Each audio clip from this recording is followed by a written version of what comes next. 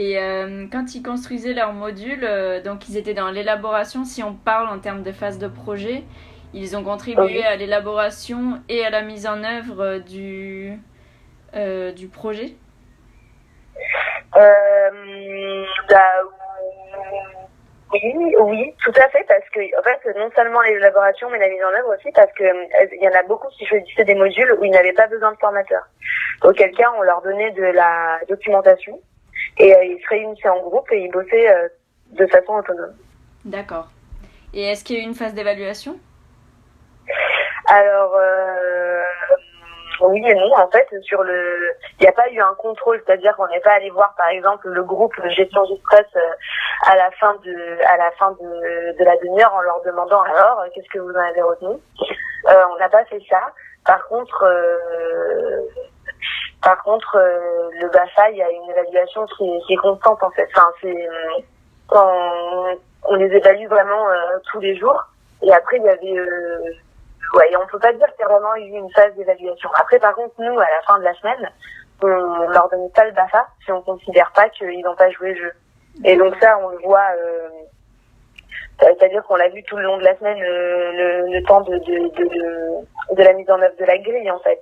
C'est-à-dire que si on envoyait qu'elle allait prendre un café au lieu de bosser en autonomie, bah en fait on le notait soit sur un carnet soit dans le coin de notre tête et ça pouvait jouer en la défaveur du jeune après pour l'obtention de son BAFA, mais c'était vraiment cumulé à autre chose, quoi, à la vie quotidienne, à toutes les autres aussi, ce qu'on appelle les PA, c'est les projets d'activité, donc les animations qu'on leur demandait de mettre en œuvre, qui elles étaient complètement détachées de la grille pour le coup. Ok. Ça on les avait imposées à certains moments dans la semaine. Ok. Voilà. D'accord. Et du coup, il n'y a pas eu d'évaluation de la, comment dire, de l'approche elle-même, quoi. Euh, Alors si, il y en a eu une, mais par les formateurs. On n'a pas demandé, alors on n'a pas explicitement demandé l'avis aux jeunes, parce qu'en fait il n'y avait pas cette question qui était, parce qu'on leur distribue en fait un bilan tout fait, et vu que la plupart des formations BAFA ne se passent pas comme ça, il n'y avait pas comme question est-ce que vous avez aimé la grille ouverte, quoi. Par contre, il y a eu beaucoup de retours positifs sur la grille. Par exemple, voilà, il y a des jeunes qui ont mis j'ai beaucoup aimé les frites le vendredi et la grille. Voilà. Je sais plus du tout la proportion, mais on va dire que c'était un peu une évaluation spontanée. On leur a pas demandé exactement ce qu'ils en pensaient, mais certains nous ont dit qu'ils avaient apprécié ce principe. Ok. Après, c'est vrai que c'était un peu délicat parce que vu que c'était leur première formation BAFA, enfin la première partie, il y en avait aucun qui en avait fait une avant, donc ils avaient aucun point de repère. Donc je pense que pour la plupart d'entre eux, ça a paru assez ils se sont pas dit que c'était quelque chose d'exceptionnel, en fait. Voilà. Donc je pense pas qu'à aucun moment voilà, ils aient forcément eu envie de critiquer en bien ou en mal le truc. Et en plus, nous, on leur a pas vraiment posé la question en réalité. Par contre, on s'est posé la question, nous, de savoir si on pensait que ça allait bien fonctionner. Et on a notamment, alors nous, on trouve que ça a très bien fonctionné, sauf qu'en fait, ça pose un gros problème. Enfin, il y a un gros point négatif dans ce travail, c'est qu'en fait, on était 4 formateurs. Donc en plus, on était 4 formateurs pour 30 jeunes. Donc on aurait dû être que 3 normalement, mais il y avait une personne en plus, entre guillemets, parce que c'était sa première formation. Donc du coup, voilà, on met en bref, on met quelqu'un en plus dans ces cas-là, mais qui fait le même travail que tout le monde, hein. C'est juste que du coup, voilà. Et en fait, moi, c'était ma 3e formation, elle, c'était sa première formation. Et en fait, il y avait plein de modules que nous, on n'était pas encore capable de mener seuls. Et en fait, dans le cadre de la grille ouverte, t'es obligé d'être seul parce que déjà que 4 formateurs, c'est pas beaucoup. T'es forcément séparé des autres. Ouais. Chacun fait un module, en fait. Et donc, en fait, du coup, il y a eu des choses où moi, je me suis retrouvée notamment, et encore, moi, c'était ma 3e formation, donc j'avais à peu près au moins vu des collègues faire mener au moins une fois un temps. Mais il y a notamment un temps que j'avais pas vu mener du tout pour X ou Y raison, c'était le handicap. Et je me suis retrouvée à être inscrite dessus. Et voilà, et être dans une situation un peu délicate parce que voilà, je savais pas exactement comment le mener, j'avais peur de dire des bêtises, je savais pas où trouver la documentation. Et puis voilà, et du coup on n'avait pas, en fait les anciens, on va dire, les 2 formateurs un peu chevronnés qui ont mis la grille en place, avaient pas forcément pensé à ça, quoi. Ça veut dire qu'on allait tout le temps être séparés. Et au-delà du fait que nous, ça pouvait nous mettre dans une situation un peu compliquée, surtout que eux, on les voyait pas animer leur module. Ce qui aurait été hyper intéressant pour nous aussi, parce qu'on aurait beaucoup appris. Ok. Donc voilà, ça a été le problème. Mais pour le coup, c'était vraiment du côté des formateurs et pas, enfin voilà, c'était et pas du côté des participants. Ok, d'accord. Donc on va poursuivre un petit peu. En fait, on a un peu parlé, mais on va le formuler autrement. Dans le cadre de ton travail ou de ces exemples que tu as évoqués, qu'est-ce qui a ou peut constituer des facteurs pour la mise en œuvre de la participation?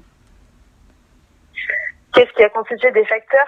Des facteurs quoi? Des facteurs pour la mise en place, la mise en place de la participation. Des facteurs, c'est-à-dire? Alors, si je reformule, tu peux dire qu'est-ce qui freinerait cette démarche et qu'est-ce qui la faciliterait?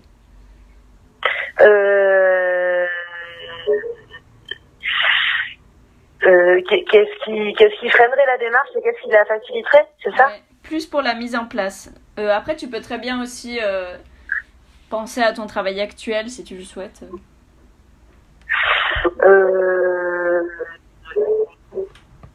Qu'est-ce qui freinait la démarche dans le cadre de la formation DAFA, par exemple? Comment est-ce que ça aurait pu être mal se passer dans la mise en place?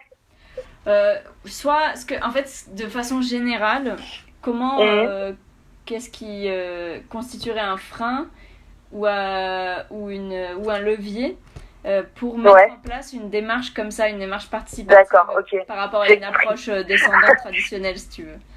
Ok, ça marche.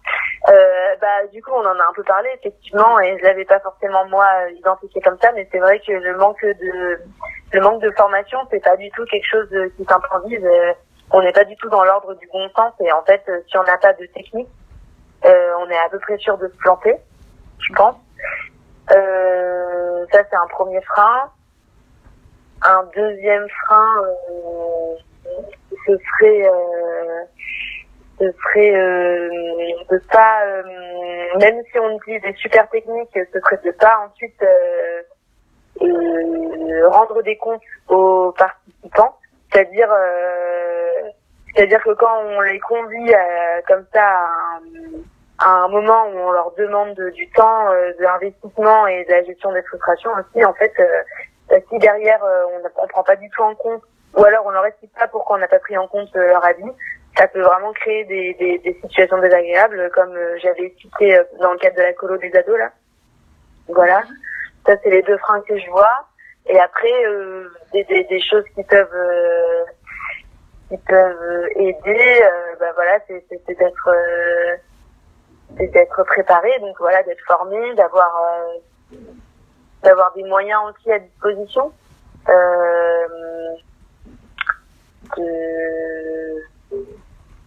Je pense notamment pour mettre les gens en fait à l'aise. Enfin, je pense qu'il y a aussi une question de convivialité qui peut être dans certains cas intéressante. Là, je pense à mon expérience de l'agglo, mais je sais pas. Après, je dis ça comme ça. Qu'est-ce que ouais, voilà. Je pense qu'il faut avoir des moyens autant matériels qu'intellectuels et pour préparer ça et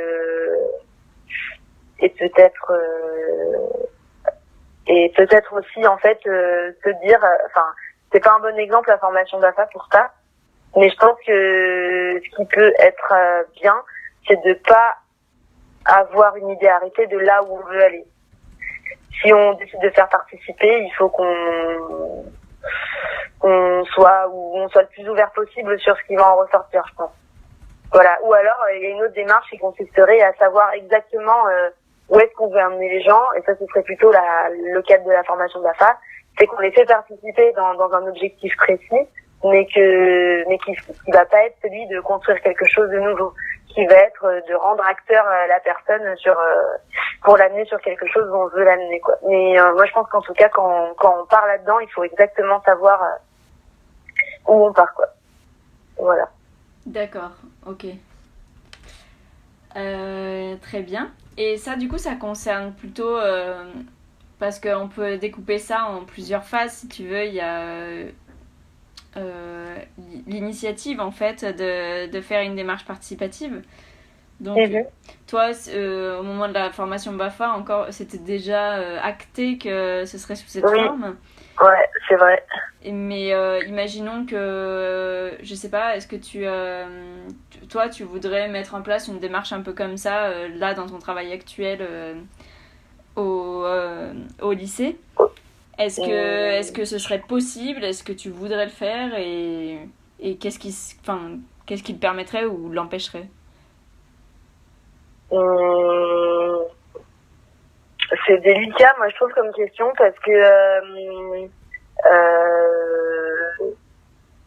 alors je dirais que oui, je voudrais, parce que je pense que c'est toujours intéressant. Et après, il faut pas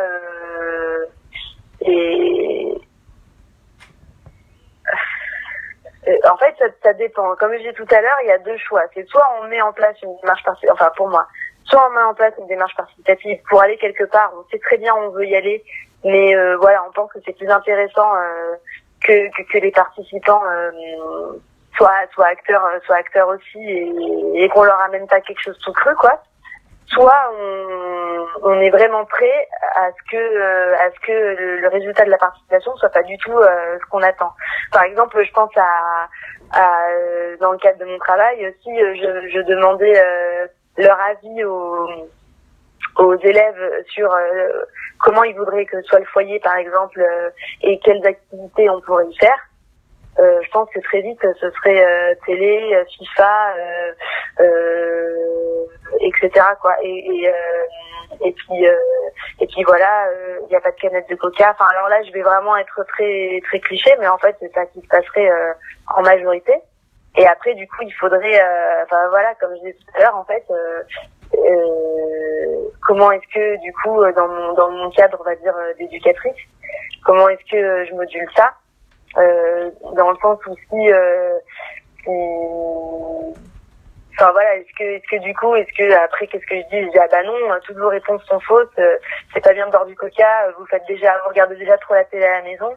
Alors dans ce cas, enfin voilà, donc comment je mets ça en place pour qu'il n'y ait pas de frustration, enfin voilà, la question, enfin voilà, c'est la question que je me pose. Du coup, je sais pas si je trouverais ça agréable de faire ça. Ok. Voilà, je sais pas si je réponds à la question, je suis Carrément. désolée. Si. Ok. Donc ça viendrait plus si je reformule, de ce que tu penses que les élèves répondraient, quoi. La raison pour laquelle j'aurais pas trop envie de le faire, c'est ça? Oui, ce serait plus parce que je pense que en fait, je pense que moi, si j'ai envie de mettre en place des démarches de participation, j'aurais pas forcément envie, en tout cas dans le cadre de mon travail actuel, que ce soit pour les amener. En fait, c'est faux. En fait, peut-être que si je faisais quelque chose de participatif, ce serait pour les emmener. Enfin non, en fait, je sais pas. Désolée, j'arrive pas trop à répondre à cette question. Mais en tout cas, ouais, non, on va dire non. On va dire que dans le cadre de mon travail actuel, effectivement, le public est peut-être pas assez préparé ou éduqué même pour qu'on leur demande aussi frontalement leur avis. Ok. Je sais pas si c'est choquant dit comme ça, mais c'est comme ça que je le ressens.